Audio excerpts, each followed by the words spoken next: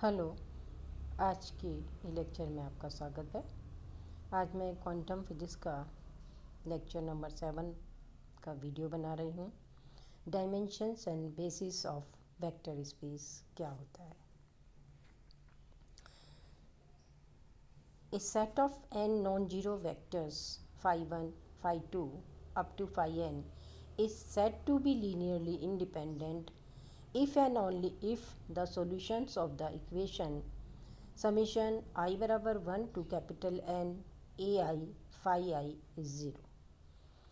It's a1, a2, a3 and an is 0. All the scalars are separately 0, but if there, then only we can say the solutions are linearly independent. But if there exists a set of scalars which are not all 0, अगर a1, a2 up to an zero नहीं है, उसमें से कुछ factor जो है वो zero नहीं है, कुछ ज़ीरो हो भी सकते हैं, उस केस की हम बात कर रहे हैं। So that one of the vector phi n can be express as a linear combination of the others.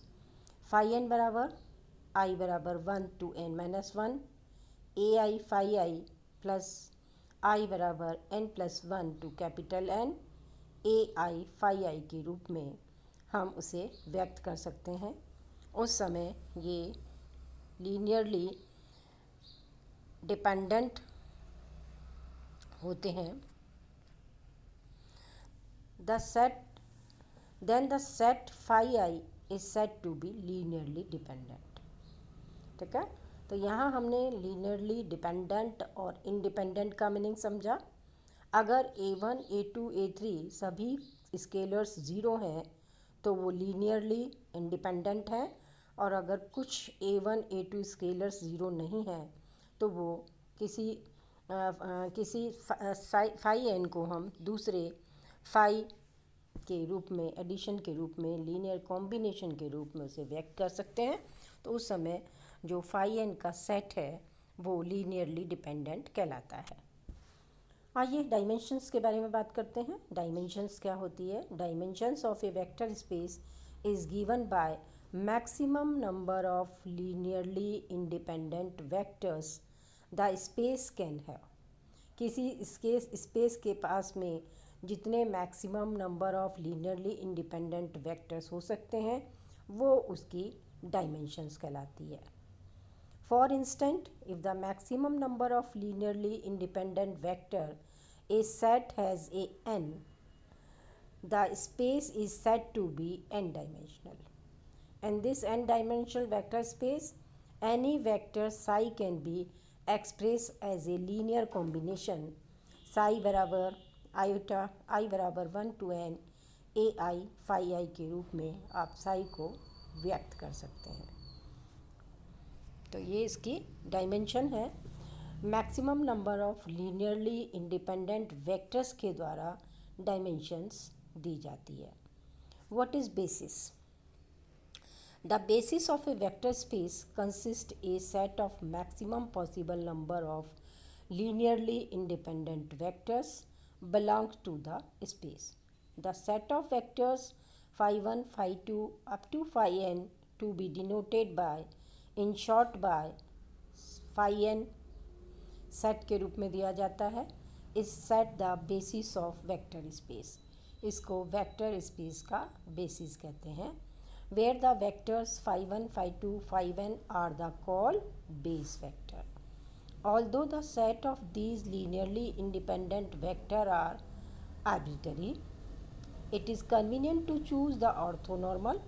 ये हमारे हाथ में है, ये set of linearly independent vector, तो हम इन्हें एक दूसरे के ऑर्थोनॉर्मल वे में चुन रहे हैं।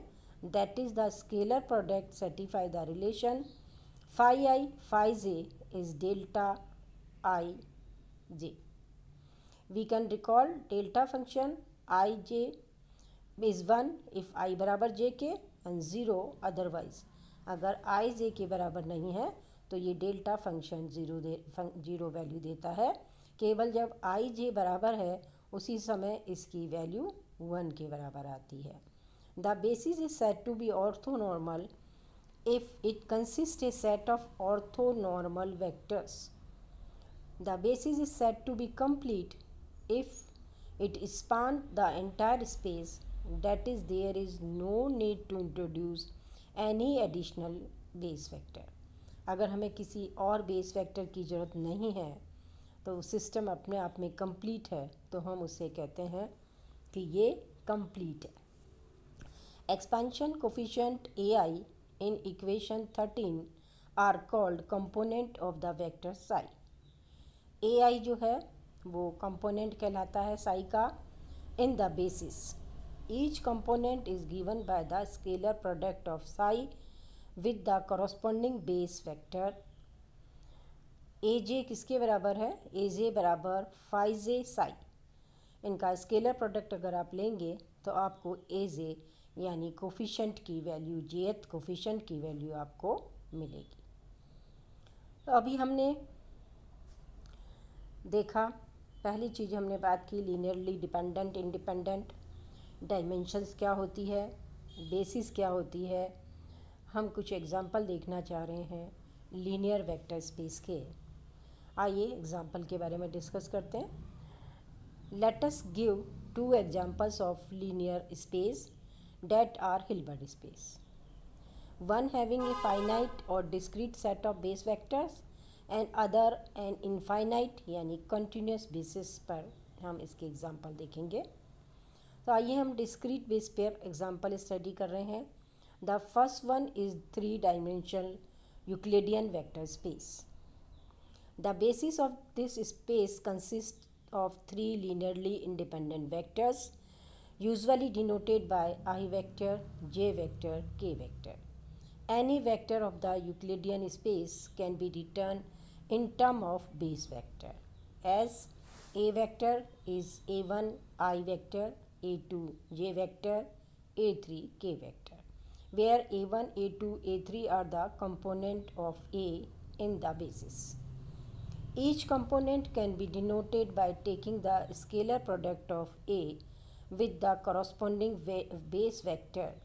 अगर आपको a1 निकालना है तो आप I vector dot a vector कर दीजिए, आपके पास a1 कंपोनेंट आ जाएगा. a2 is given by j vector dot a vector and a3 is given by k dot a vector. Scalar product in Euclidean space is real and hence symmetric. Norms in this space is usually length of the vector which is represented by A norms is A. AI, A1i, A2j, A3k 0 के बराबर है. We have A1, A2, A3 सभी scalars 0 के बराबर हैं and that none of the unit vector ij can be expressed as a linear combination of other two. आई जे के को हम एक दूसरे के लीनियर कॉम्बिनेशन के रूप में व्यक्त नहीं कर सकते. हम आई बराबर जे प्लस के नहीं कर सकते हैं, तो ये जो है लीनियरली इंडिपेंडेंट है आई जे एंड के. ठीक है, एंड विच ऑर्थोनॉर्मल हैं ये एक दूसरे के.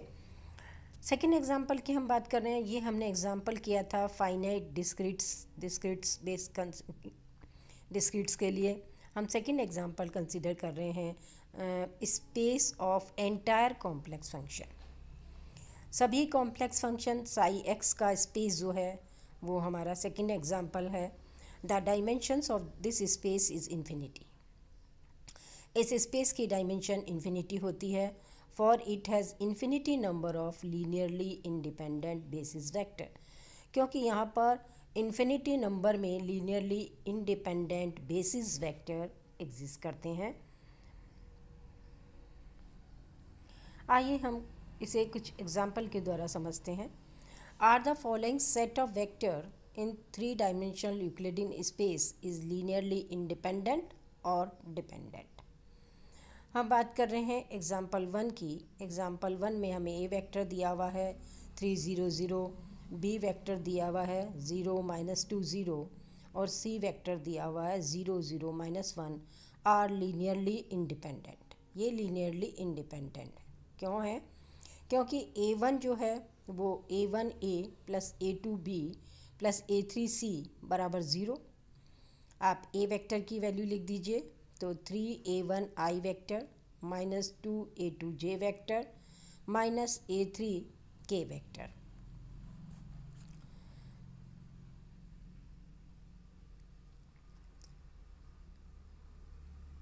a3 जो है हमारे पास, ये a3 हमारे पास आया, इसकी वैल्यू -1 थी, तो इसका कोफिशेंट -a3 के रूप में इंट्रोड्यूस हुआ है।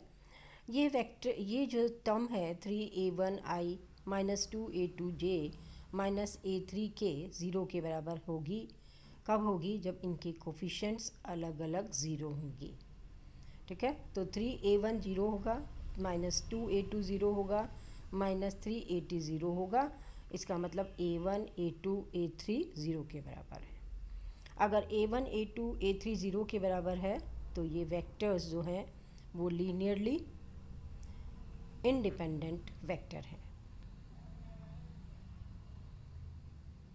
आइए हम एक और एग्जांपल की बात कर रहे हैं जो यहाँ डी से डिनोट किया गया है। वेक्टर ए बराबर 1 -2 3, बी वेक्टर बराबर -4 1 7 एंड सी वेक्टर बराबर 0 10 11 एंड डी वेक्टर बराबर 14 3 -4 are not linearly independent because D can be expressed in term of other vectors। D बराबर 2a minus 3b plus c के रूप में हम व्यक्त कर पा रहे हैं। किसी एक वेक्टर को हम बाकी वेक्टर के लीनियर कॉम्बिनेशन के रूप में देख पा रहे हैं, तो they are not linearly dependent, they are not linearly independent. Depend कर रहे हैं, इंडिपेंडेंट नहीं है। These are the example which we can explain linearly dependency and independency. Thank you.